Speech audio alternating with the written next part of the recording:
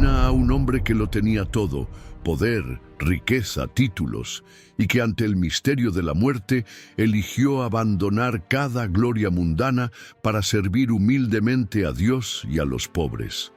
Una historia de renuncia, conversión y amor incondicional que tocará tu corazón y transformará tu manera de ver la vida. Quédate con nosotros hasta el final de esta película, porque al final serás guiado por una oración poderosa y emocionante a San Francisco de Borja, una súplica que podrá calmar tu alma, traer fuerza para tus días y renovar tu fe de manera profunda e inolvidable. ¿Comenzamos? Gandía, una ciudad bañada por el sol de la costa valenciana, era la cuna de la nobleza y del poder, pero también un lugar donde la fe católica se entrelazaba con las tradiciones familiares más antiguas. El 28 de octubre de 1510 nacía Francisco de Borja, hijo del tercer duque de Gandía, Juan II de Borja, y de Juana de Aragón, nieta del rey Fernando II. Desde su nacimiento, el pequeño Francisco estaba destinado a una vida de poder y responsabilidad. El palacio donde creció era inmenso, adornado con tapicerías finas y muebles esculpidos a mano. Pero lo que más marcaba el ambiente eran los susurros de oraciones y la presencia constante de imágenes sagradas esparcidas por los pasillos, recordando a todos que a pesar de la riqueza, el alma debía mantenerse pura. Juana, su madre, era una mujer piadosa que desde temprano enseñaba al niño oraciones simples y hablaba con dulzura sobre el amor de Dios. Las mañanas de Francisco estaban llenas de estudios rigurosos: latín, filosofía, música y esgrima. Pero al caer la tarde, cuando el sol teñía el cielo de tonos dorados, se le veía en los jardines del palacio, descalzo, recogiendo flores para poner a los pies de la imagen de Nuestra Señora. Desde pequeño sentía un llamado diferente. Mientras otros niños nobles se vanagloriaban de sus títulos y posesiones, Francisco se encantaba con las historias de los santos y pedía a los tutores que lo dejaran ayudar en la capilla, encendiendo velas y limpiando el altar.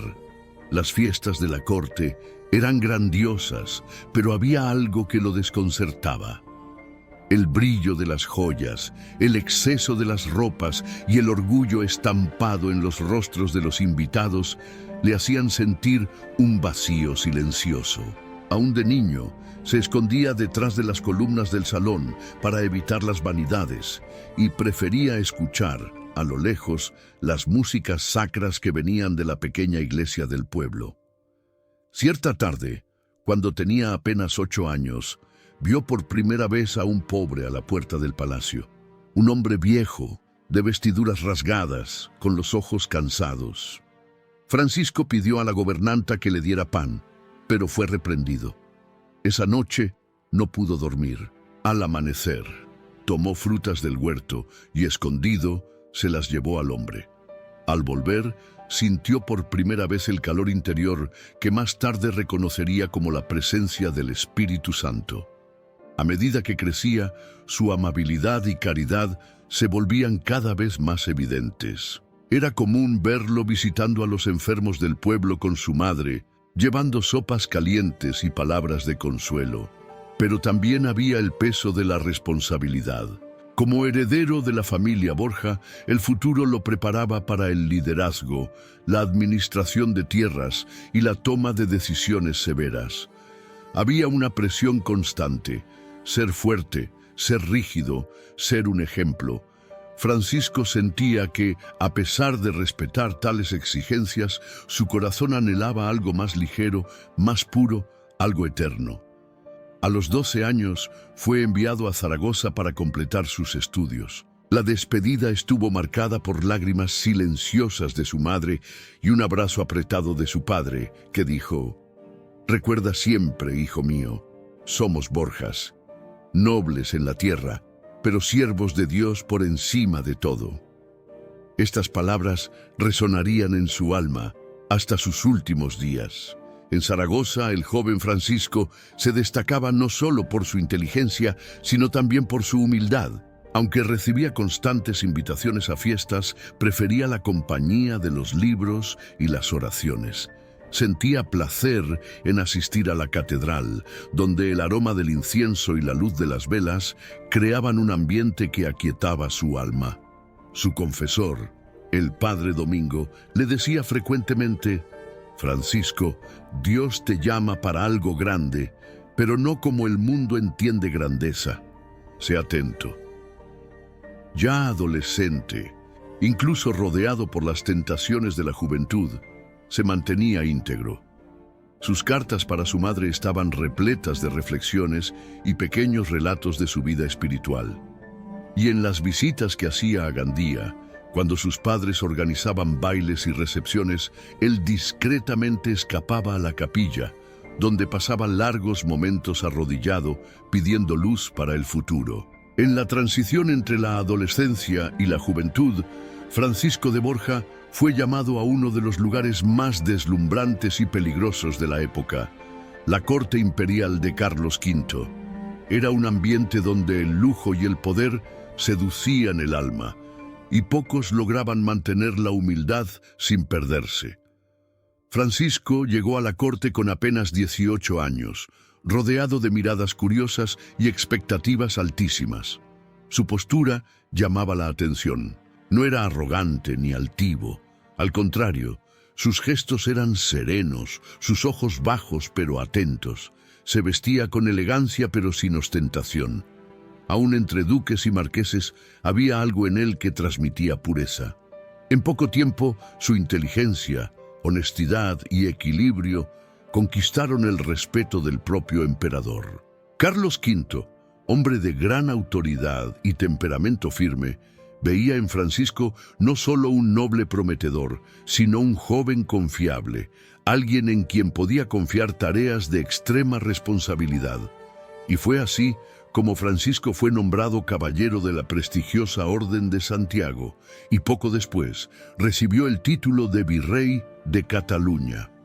Al mismo tiempo, conoció a Leonor de Castro, dama de compañía de la emperatriz Isabel de Portugal. Leonor era hermosa, pero lo que encantaba a Francisco era la delicadeza de su alma. Ella tenía una mirada suave, palabras ponderadas y un corazón profundamente devoto. El matrimonio entre ellos fue celebrado con gran solemnidad, pero lo que unía a esos dos jóvenes era mucho más que alianzas y títulos. Había entre ellos una complicidad espiritual, una sintonía que los hacía buscar a Dios juntos, incluso en medio de las obligaciones de la corte. Los primeros años fueron de gran prosperidad. Francisco y Leonor tuvieron 8 hijos. A pesar de la agotadora rutina de la corte, Francisco se aseguraba de ser un padre presente y un esposo amoroso. Por la noche leía las escrituras a los hijos y en las mañanas de domingo conducía a la familia a las misas, siempre discretamente, sin pompas. Pero la vida en la corte no estaba exenta de tentaciones. Fiestas espléndidas, banquetes interminables, danzas y conversaciones vacías. Francisco, aunque participaba con educación, muchas veces se sentía fuera de lugar. Mientras otros se embriagaban en risas y vinos, él prefería retirarse temprano, buscando en el silencio de su aposento un momento de oración. Una noche, durante un banquete de cumpleaños del emperador, Francisco vio a uno de los nobles ridiculizar a un sirviente por no entender una orden simple. La humillación pública del pobre hombre apretó su corazón. Al regresar a sus aposentos, cayó de rodillas y lloró. Lloró no solo por el sirviente, sino por la vanidad que veía a su alrededor. Y más profundamente, lloró por él mismo, temiendo estar alejándose de la simplicidad del Evangelio. Leonor, siempre a su lado, secaba sus lágrimas con ternura. «Dios te colocó aquí por un propósito mayor», decía ella suavemente. También hubo momentos de duda. Cierta vez, al pasar por un campo en las afueras de Valladolid, Francisco vio a un grupo de campesinos trabajando bajo el fuerte sol, mal vestidos y con rostros exhaustos. En el silencio de la carroza se preguntó: ¿por qué la vida es tan desigual? ¿Es esto voluntad de Dios o injusticia de los hombres? Esa inquietud comenzaba a fermentar en su corazón, preparándolo para cambios profundos. Sin embargo, a pesar de sus dilemas internos, Francisco era un ejemplo de justicia y misericordia en la corte.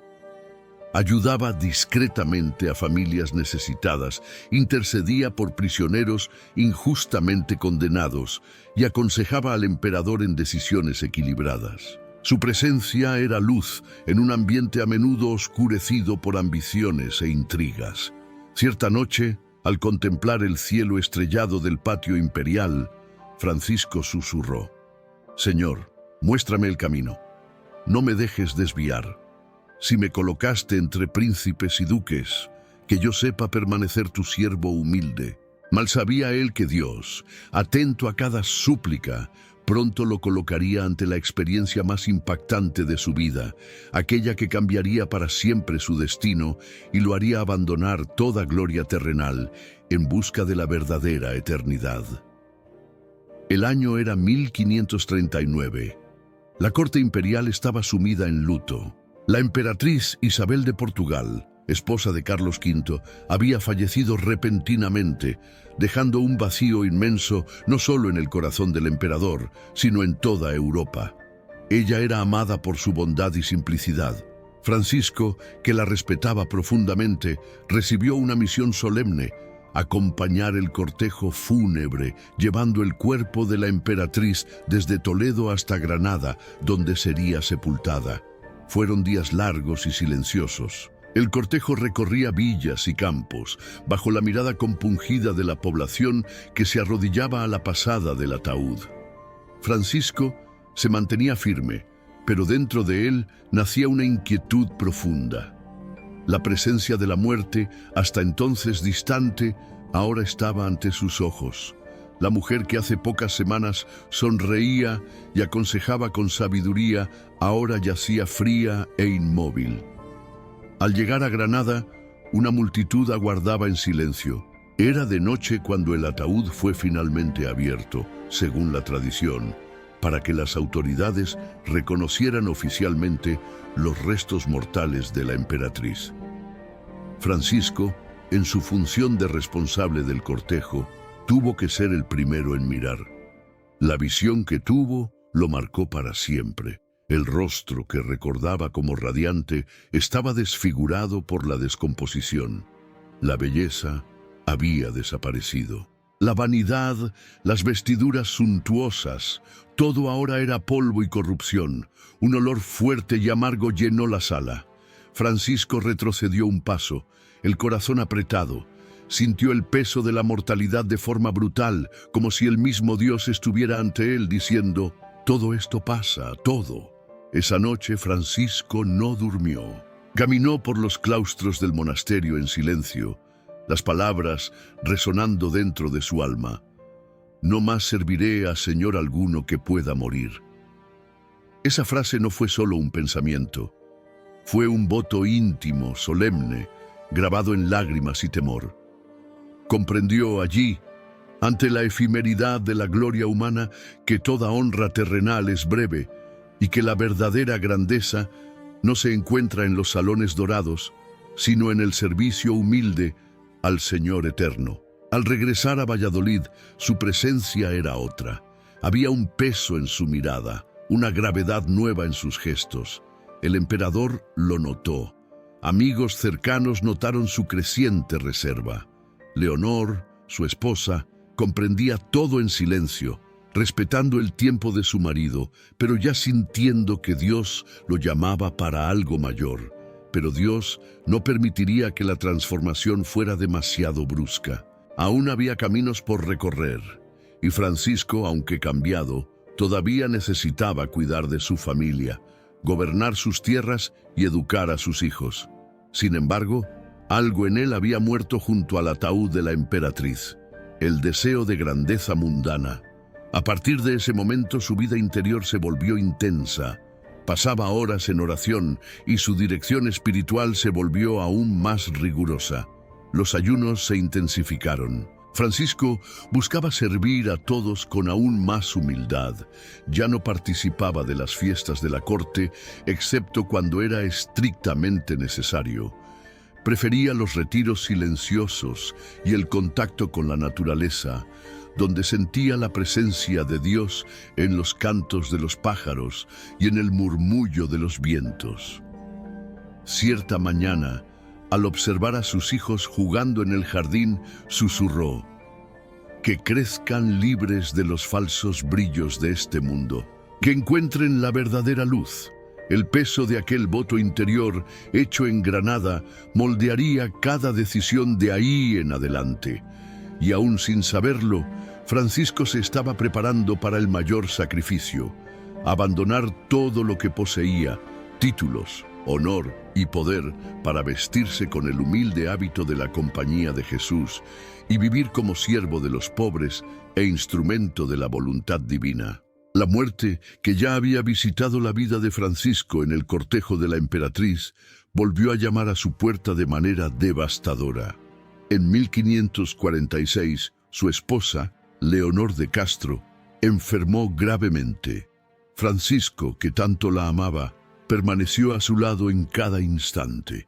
En los últimos días de Leonor, sus palabras eran susurros de esperanza y entrega a Dios. Con lágrimas en los ojos, le pidió a Francisco que cuidara de los hijos y que fuera fiel al llamado que Dios había puesto en su corazón. Cuando Leonor partió hacia la eternidad, el vacío que dejó no fue solo emocional, fue espiritual. Francisco sentía que una parte de su alma había partido con ella, pero junto con el dolor vino la confirmación silenciosa de que su vida en la corte y en los palacios había cumplido su ciclo. Se recluyó en profunda oración y silencio. Pasaba noches enteras en vigilia, pidiendo a Dios que iluminara sus pasos. Aunque era duque de Gandía, uno de los títulos más poderosos de España, su corazón ya no se aferraba a eso. Los salones dorados ahora le parecían fríos y vacíos. Fue en ese período que tomó una decisión radical. Renunciaría a sus títulos, a sus riquezas y a la vida noble. Su deseo era entregarse totalmente al servicio de Dios. El anuncio de esta decisión fue recibido con asombro en la corte. Consejeros intentaron disuadirlo, familiares lloraron y pidieron que reconsiderara. Pero Francisco estaba decidido. En el silencio de su capilla privada, se postró ante el crucifijo y entregó a Dios sus coronas, sus posesiones, su honor terrenal. Señor, de ti todo recibí, a ti todo devuelvo. Haz de mí lo que quieras. En 1551 partió hacia Roma para ingresar en la Compañía de Jesús, la orden fundada por Santo Ignacio de Loyola. El camino hasta allí no fue fácil. Francisco enfrentó oposición política, incomprensiones e incluso persecuciones veladas. Muchos no aceptaban que un duque pudiera abandonar el mundo para convertirse en un simple sacerdote. En Roma, al presentarse a la compañía, fue recibido con humildad y asombro. Los jesuitas, acostumbrados a la simplicidad y al rigor, veían a aquel hombre noble, de porte altivo pero mirada humilde, dispuesto a ser el menor entre ellos. Francisco insistió: quería comenzar desde cero, sin privilegios, sin distinciones. Así fue como, a los 41 años, comenzó su vida como novicio. Su primera misión fue en la cocina. Lavaba platos, barría el suelo, limpiaba los baños comunitarios. No había tarea demasiado pequeña para él. Y en cada pequeño acto ofrecía a Dios un sacrificio silencioso y profundo. Durante las frías madrugadas de Roma, cuando los otros dormían, Francisco permanecía arrodillado en el oratorio, entre lágrimas. No de tristeza, sino de gratitud. Había encontrado la libertad que tanto buscaba. El peso de las responsabilidades terrenales había sido reemplazado por una ligereza espiritual indescriptible. Aún así, las tentaciones no lo abandonaron. En algunos momentos, la memoria del palacio, de los hijos aún pequeños y de la vida cómoda regresaba a su mente. En esos momentos, apretaba el crucifijo contra el pecho y repetía: «Nada para mí, todo para Dios». Cierta tarde, un joven novicio, sin saber quién era Francisco, lo vio limpiando el suelo y comentó en tono de broma: «Cuidado, podrías acabar gustándote esta vida de siervo». Francisco sonrió suavemente y respondió: «Es justamente lo que más deseo». El duque había muerto, el siervo había nacido, y este siervo, con el corazón inflamado por el amor de Dios, estaba listo para enfrentar desafíos aún mayores, servir a los más pobres, predicar con fervor y, un día, liderar la propia compañía de Jesús, siempre como el menor entre los hermanos. La vida de Francisco de Borja como jesuita estuvo marcada por una humildad desconcertante para quien, hasta poco tiempo atrás, había sido uno de los hombres más poderosos de España.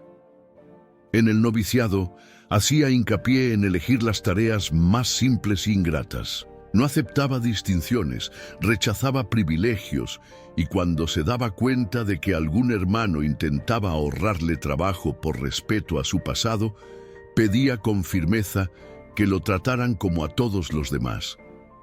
Poco después de los primeros meses en el noviciado, fue enviado a misiones simples en comunidades pobres alrededor de Roma. Allí experimentó por primera vez la dureza de la verdadera pobreza. Niños descalzos, familias que no tenían qué comer, mujeres enfermas sin ningún amparo.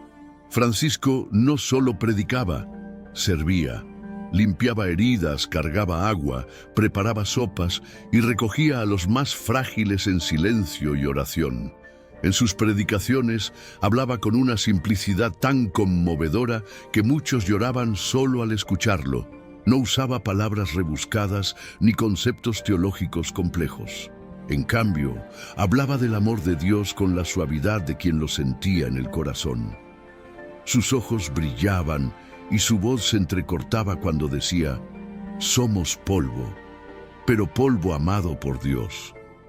Durante las frías mañanas, él era el primero en despertarse para encender el fuego en la cocina, preparando el café para los otros hermanos. Por la noche, se recogía en silencio, arrodillándose en el suelo duro de su celda, muchas veces hasta quedarse dormido allí mismo, con el rostro apoyado sobre el crucifijo de madera simple que llevaba consigo desde la muerte de Leonor. Pero no solo fueron servicios humildes los que marcaron su camino. La fama de su sabiduría y santidad comenzó a crecer. Y aunque él intentaba esconderse, la providencia lo colocaba ante situaciones que exigían liderazgo. En diversas ocasiones fue llamado para aconsejar a personas importantes de la Iglesia e incluso a nobles que buscaban dirección espiritual. Con delicadeza, pero firmeza, corregía errores, señalaba caminos y siempre regresaba a sus tareas simples, evitando cualquier gloria. Su mayor miedo era que el orgullo se infiltrara en su alma. Sin embargo, las pruebas no fueron pocas. En una ocasión, al visitar un hospital de leprosos, contrajo una fiebre violenta. Estuvo días entre la vida y la muerte. Los hermanos jesuitas rezaban por él incesantemente. Al recuperar las fuerzas, su primera actitud fue arrodillarse y agradecer a Dios por la oportunidad de compartir, aunque mínimamente, el sufrimiento de los enfermos. Otro momento impactante fue cuando, en una pequeña ciudad de España, durante una misión, fue insultado públicamente por un grupo de hombres que lo reconocieron como el antiguo duque. Se burlaron de su túnica sencilla, llamándolo noble disfrazado. Francisco, con el rostro sereno, solo respondió: disfrazado estaba antes, hoy, visto la verdad. La tensión emocional era constante. El desapego de los hijos, la renuncia a los confortos, el enfrentamiento con la miseria y el desprecio de algunos lo llevaban, muchas veces, a noches en lágrimas. Pero él transformaba todo en ofrenda. Sus escritos personales, encontrados después de su muerte, muestran oraciones cargadas de amor, entrega y confianza, incluso ante los dolores más profundos. En una de esas oraciones escribió: «Señor, tú me quitaste el manto de seda y me vestiste de humildad. No permitas que yo, en mi debilidad, desee volver al palacio. Que mi morada sea siempre tu corazón y que mi trono sea el suelo en el que me arrodillo para servirte». Francisco había encontrado la verdadera nobleza, ser servidor de todos, y en ese servicio humilde Dios lo preparaba para misiones aún mayores. Con el tiempo, la reputación de Francisco de Borja como predicador y misionero creció más allá de los muros de los monasterios y de las casas de pobres donde él servía. Su palabra tenía fuerza, pero también dulzura. No predicaba para impresionar, predicaba para tocar corazones, y tocaba. Cuando fue designado para misiones por España y Portugal, su llegada era esperada con ansiedad en cada ciudad. Las multitudes llenaban iglesias y plazas para escuchar a ese hombre que antes había sido un duque poderoso y ahora era solo un sacerdote simple, pero con una presencia luminosa. En Salamanca, donde muchos filósofos y teólogos disputaban palabras y argumentos, Francisco subió al púlpito y por algunos segundos permaneció en silencio. Miró cada rostro allí y entonces dijo solo: «Hermanos, si supierais cuánto Dios os ama, lloraríais ahora, no de tristeza, sino de asombro y gratitud». Un profundo silencio tomó la iglesia y muchos comenzaron a llorar. En Lisboa, ante la corte portuguesa, predicó con firmeza sobre el desapego de los bienes materiales. Había resistencia, miradas incómodas e incluso críticas veladas, pero Francisco no se inmutaba. Después de la homilía, uno de los nobles se acercó intentando humillarlo, diciendo: «Predicas contra la riqueza, pero ya la tuviste. Hablar es fácil cuando se está libre de ella». Francisco miró con compasión y respondió: «Justamente porque la tuve, sé cuánto pesa y ahoga el alma. Más ligero es el pobre que confía en Dios». En muchas ciudades, los milagros comenzaron a acompañar su misión. No eran espectáculos, sucedían en el silencio de las confesiones, en las bendiciones discretas. Una mujer, sorda de nacimiento, escuchó por primera vez tras recibir su bendición. Un niño febril, desahuciado, se recuperó de manera inexplicable tras las oraciones de Francisco junto a su lecho. Por donde pasaba dejaba rastros de conversión. Los pobres se sentían amados y los ricos eran llamados a la humildad. En Córdoba, un joven soldado, orgulloso y agresivo, se acercó para burlarse de él, pero terminó arrodillado en llanto, confesando pecados ocultos desde hacía mucho tiempo. Las pruebas continuaban. En Toledo, las autoridades locales, desconfiadas de su creciente influencia, intentaron impedirlo de predicar. Decían que causaba agitación espiritual entre el pueblo. Francisco, con calma, solo respondió: «Si el Espíritu Santo desea agitar corazones, no hay poder humano que lo detenga». Siguió predicando, enfrentando la oposición con dulzura y firmeza. También hubo un cansancio extremo. Una vez, al término de una jornada misionera extenuante, cayó desmayado al llegar al monasterio. Los hermanos quisieron ahorrarle esfuerzo, pero al día siguiente ya estaba de pie, listo para servir. Su respuesta era siempre la misma: «Mientras haya un solo corazón distante de Dios, mi descanso aún no ha llegado». Las ciudades de Burgos, Zaragoza, Coimbra y Sevilla también recibieron sus palabras, y siempre la misma escena. Multitudes en lágrimas, confesiones públicas, reconciliaciones familiares, y la paz brotando donde antes había orgullo y división. Durante estas misiones escribía cartas a sus hijos: ahora jóvenes adultos, animándolos a seguir el camino de la fe y la humildad. En una de ellas escribió: «Mis hijos, os dejé el nombre de una familia noble, pero deseo dejaros algo mayor, el ejemplo de que, ante Dios, la única verdadera grandeza es ser pequeño y obediente». Las misiones no solo convirtieron corazones, purificaron aún más el alma de Francisco, preparándolo para un llamado aún mayor, el que él ni siquiera imaginaba: la liderazgo de la propia Compañía de Jesús. El llamado para liderar la Compañía de Jesús llegó de forma inesperada y, para Francisco, fue un verdadero peso espiritual. En 1565, tras la muerte de Diego Laínez, segundo superior general de la compañía, los jesuitas de todo el mundo se reunieron para elegir un nuevo sucesor. El nombre de Francisco de Borja surgió con fuerza y, a pesar de su resistencia, fue unánimemente elegido como el tercer superior general de la orden. Al recibir la noticia, Francisco lloró, no de alegría, sino de temor. Él, que buscaba ser el menor entre todos, ahora era llamado a ser el servidor mayor. Entró en la capilla, se arrodilló ante el crucifijo y dijo: «Señor, no me dejes olvidar que no soy nada. Si esta es tu voluntad, guíame, fortaléceme y mantén mi corazón en la humildad».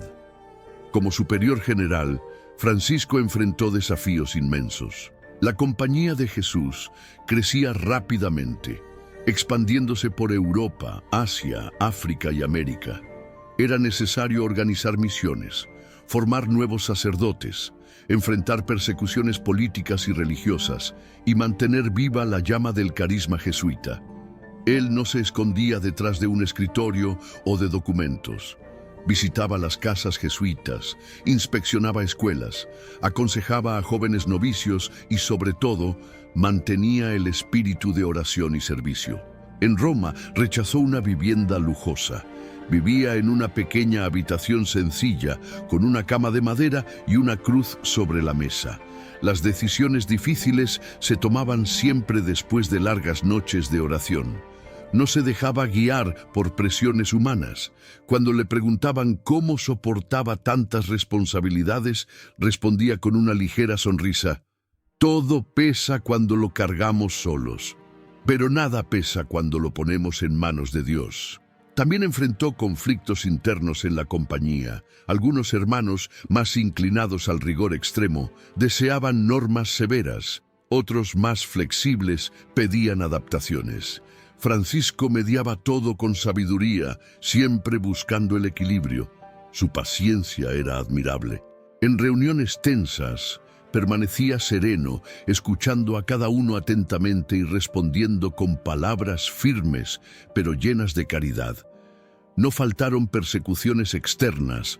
Gobernantes envidiosos de la creciente influencia de los jesuitas intentaron desacreditar la orden, esparciendo mentiras y tramando intrigas. Francisco respondía con silencio y oración. En una carta a los hermanos escribió: «Nunca respondáis a la calumnia con ira. La verdad, como el sol, brilla por sí misma, incluso cuando intentan ocultarla». El crecimiento de la compañía bajo su liderazgo fue impresionante. Colegios jesuitas surgieron en varias ciudades, formando no solo sacerdotes, sino también laicos preparados para vivir la fe en el mundo. Misioneros fueron enviados a las Indias, Japón y América, y todos partían con la bendición y las simples palabras del superior general: «Id y llevad el amor de Cristo con vuestros pies, vuestras manos y, sobre todo, vuestros corazones». Pero también había un peso constante sobre sus hombros: la añoranza de los hijos y nietos, el cansancio físico y la fragilidad de su salud. Aún así, nunca se quejaba. Cuando los hermanos lo veían tambalear de cansancio, él sonreía suavemente y decía: «La cruz es pesada pero dulce». En sus últimos años como superior general, la fama de su santidad atraía a personas de todas partes. papas, cardenales, obispos, reyes y nobles buscaban su consejo. Él siempre los recibía de la misma manera, con simplicidad, sin formalidades, y siempre los conducía a una visión más humilde de la vida. En la curia de la compañía, entre libros, mapas y cartas que llegaban de todo el mundo, Francisco mantenía siempre una imagen de Cristo crucificado, ante la cual pasaba horas en contemplación silenciosa. Allí encontraba fuerzas para soportar los dolores, las responsabilidades y el peso del mundo. Aún en la cúspide de su liderazgo, rechazaba ser tratado de forma especial. Cuando un joven novicio, desprevenido, se apresuró a sacar una silla para él, Francisco sonrió y dijo: «Hijo mío, el primer asiento es de Cristo. A los demás les corresponde el último lugar». Así, el duque transformado en siervo y el siervo transformado en líder mostraba al mundo que la verdadera autoridad nace de la humildad y del servicio silencioso. Los últimos años de vida de Francisco de Borja fueron marcados por un profundo desgaste físico, pero también por una intensidad espiritual casi indescriptible. El cuerpo ya no respondía como antes. Los largos viajes, las noches mal dormidas y los ayunos severos habían cobrado su precio. Su salud se fue debilitando día tras día, pero su alma parecía cada vez más luminosa. Aún con el cuerpo debilitado, insistía en visitar las comunidades jesuitas. Sabía que cada palabra suya podría fortalecer a muchos hermanos en la fe. En cada encuentro dejaba consejos simples pero poderosos. Servid a todos sin distinción, perdonad sin demora, sed pequeños y seréis grandes a los ojos de Dios. Los dolores en el pecho comenzaron a ser constantes y las fiebres venían y se iban con frecuencia asombrosa. Los médicos le aconsejaron reposo absoluto, pero Francisco sonreía suavemente y decía: «Cuando yo repose, será a los pies de mi Señor». En sus últimas cartas, sus escritos se volvieron más cortos y cargados de ternura. Para sus hijos, ahora adultos y dispersos en diferentes rincones de España, enviaba palabras de despedida velada. «Mis hijos, permaneced fieles al Señor. Todo en esta vida pasa, pero el amor de Dios es eterno. Pronto nos reencontraremos donde no hay lágrimas ni despedidas». Sus hermanos jesuitas comenzaron a percibir que el tiempo de su amado superior general se acercaba al final. La mirada de Francisco estaba más serena que nunca, su voz más suave, como si ya hablara de otro mundo. En el otoño de 1572, en Roma, Francisco cayó gravemente enfermo. No resistió más a levantarse de la cama. Aún así, pidió que le trajeran una cruz sencilla de madera. Pasaba horas con ella apretada al pecho, en silencio, con lágrimas que escurrían suavemente por los ojos cerrados. A su alrededor, los hermanos se turnaban en oraciones constantes. Algunos lloraban, ya sintiendo la despedida, y Francisco, aún débil, decía en voz casi imperceptible: «No lloréis, alegraos, voy a la casa del Padre». En sus últimos momentos pidió que le leyeran los salmos, en especial el Salmo 23, «El Señor es mi pastor, nada me faltará». Y al oír la última frase, «y habitaré en la casa del Señor por largos días», una leve sonrisa surgió en su rostro. En la noche del 30 de septiembre de 1572, mientras las campanas de Roma sonaban suavemente, Francisco de Borja entregó su alma a Dios. Partió en paz, rodeado de oración, humildad y silencio, de la manera en que siempre deseó vivir. Días después, su cuerpo fue sepultado con simplicidad, pero el pueblo acudió en multitudes, llevando flores, lágrimas y oraciones. Todos sabían, un santo había partido. Y del cielo, el humilde siervo continuaría intercediendo por todos aquellos que, un día, él había amado y servido en la tierra. Respiremos profundo, con el corazón abierto y el alma ligera, para juntos hacer esta oración poderosa, sentida y llena de entrega a nuestro querido San Francisco de Borja, el duque que se hizo siervo, el hombre que renunció a todo para abrazar la humildad y el amor de Cristo. Señor nuestro Dios, que elegiste a Francisco de Borja para mostrar al mundo que la verdadera grandeza no está en las coronas ni en los tronos, sino en el servicio humilde a los hermanos, te suplicamos, enséñanos, por el ejemplo de este santo, a despreciar el orgullo y el lujo, a renunciar al egoísmo y a la vanidad, y a buscar con simplicidad de corazón aquello que es eterno y no pasa. San Francisco de Borja, que viste con tus propios ojos la gloria terrenal desvanecerse ante la muerte, ayúdanos a comprender en cada día que todo lo que poseemos es un don pasajero y que solo el amor de Dios permanece para siempre. Intercede por nosotros en las noches de duda, para que no nos desviemos del camino de la fe, en los días de dolor, para que sepamos ofrecer el sufrimiento en sacrificio, en los momentos de tentación, para que la humildad sea nuestra fortaleza. Tú, que fuiste esposo fiel, padre amoroso y luego siervo de los pobres, enséñanos a vivir nuestras vocaciones con verdadera entrega. Que seamos generosos en nuestros hogares, que tengamos paciencia con nuestros familiares, que sepamos servir sin esperar recompensas. San Francisco de Borja, tú que lideraste sin buscar honor, ayúdanos a ser líderes de paz, conciliadores, portadores de la luz de Cristo, donde haya discordia y sombra. Y pedimos aún, de forma especial, que tu intercesión alcance a las madres, abuelas y mujeres que cargan tantas responsabilidades y preocupaciones. Dales serenidad, fuerza, salud y confianza en el Señor. Y cuando llegue nuestra hora, así como hiciste, que podamos entregar nuestra alma en paz con el corazón libre, sabiendo que vivimos no para este mundo, sino para la eternidad junto a Dios. Amén.